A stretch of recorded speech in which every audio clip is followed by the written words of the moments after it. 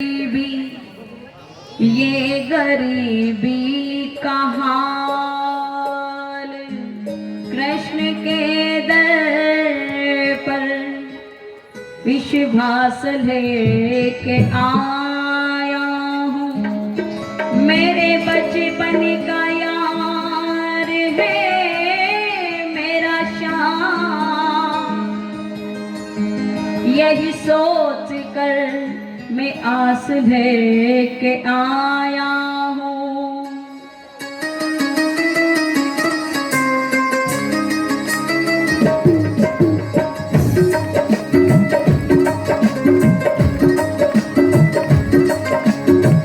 अरे द्वार पालो कन्हैया से कह दो, अरे द्वार पालो कन्हैया से कह दो,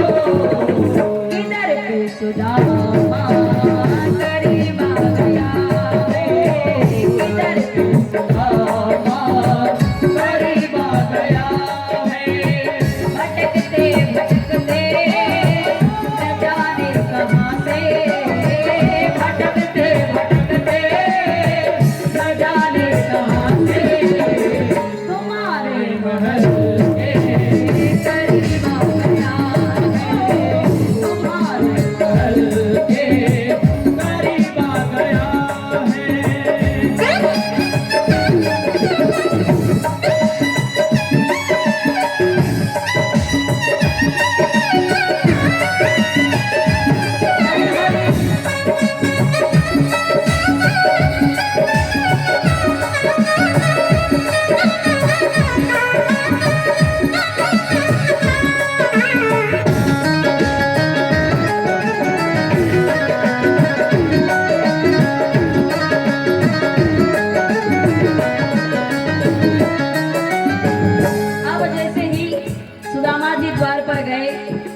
तो द्वारपालों ने रोका।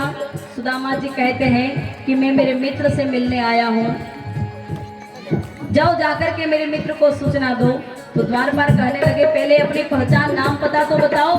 तो यहाँ पर सुदामा जी कहते हैं कि मेरे मित्र को जाकर के कह देना क्या, न सर पे है पगड़ी न तन पे है जामा, न सर पे है पगड़ी न तन पे है जामा, बता दो कन्हैया को नाम है सुदामा हो, बता दो कन्हैया को नाम है सुदामा। न सर पे है पगड़ी न तन पे है जामा, बता दो कन्हैया को नाम है सुदामा हो, न सर पे है पगड़ी न तन पे है जामा, बता दो कन्हैया को नाम है सुदामा हो, बता दो कन्हैया को नाम है सुदामा हो। तुम के बारे मोहन से जा करके कह दो, तुम के बारे मोहन से जा करके कह दो, मिले सुदामा करीब आ गया है, मिले सुदामा करीब आ गया है।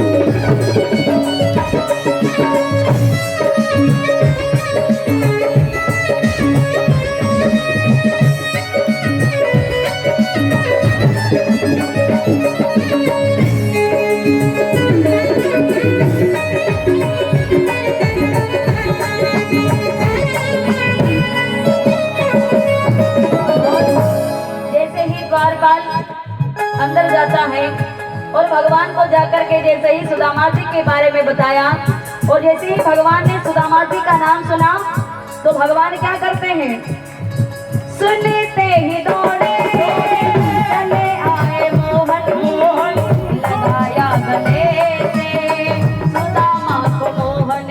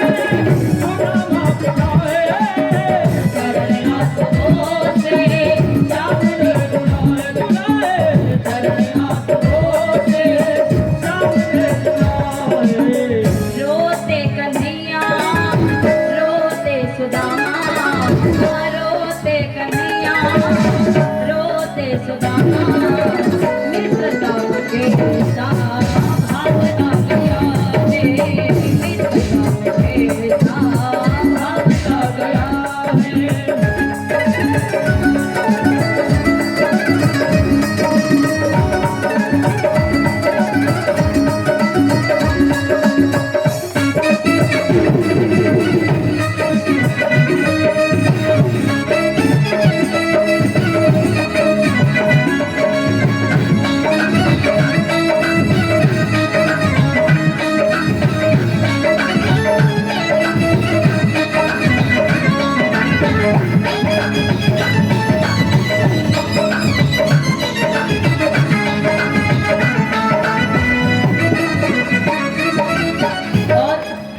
भगवान सुदामा जी को अंदर अपने भवन के अंदर लेकर के गए, जहां पर भगवान स्वयं विराजमान होते हैं। वहां पर सुदामा जी को बिठाया, रुक्मणी जी से कहने लगे जाओ जल का पात्र लेकर के आओ। चरण धुलाने लगे, रुक्मणी जी को आने में विलंब हो जाता है।